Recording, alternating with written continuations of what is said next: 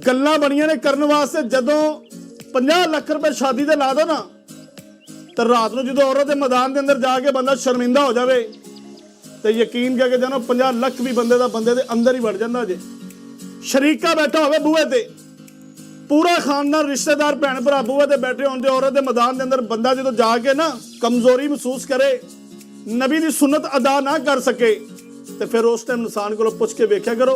फिर उस टाइम याद भला ही आंदा है कि बचपन में हम ना समझे इस काया की कदरदानी, अब समझे तो खाक समझे जब लुट गई जवानी।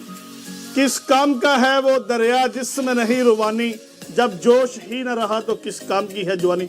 जवानियां बहाल करनियां तो हकीम यासिन को तशरीफ लेके आओ, इंशाअल्लाह तुहानू मजा आएगा। जेड़े बंदे गैरतमंद ने, इज्जतदार बंदे ने, वो एक बारी आके कह देंगे कि हकीम यासिन साडे कोले पैसे नहीं, इंशाअल्लाह ताला उन्हां दा इलाज भी मैं बिल्कुल फ्री करांगा, उन्हां को कोई पैसे नहीं लांगा, मगर होवे गैरतमंद। बगैरत बंदा मैंने 1 करोड़ रुपया आके दे देवे कि हकीम साहब पहले 1 करोड़ रुपये मेरा इलाज करो, तो इलाज नहीं करांगा।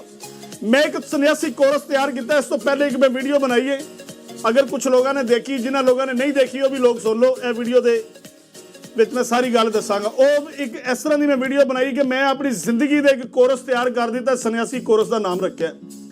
तुहानू बड़े बड़े लोग उसका तारफ कराएंगे जी यह हकीम यासिन का कोर्स है, मगर नहीं। मैं पहले भी एक गोली तैयार की सी वैगरा के मुकाबले से, जिहदे नाम तो मैं मशहूर होया सी, नमक वाला हकीम।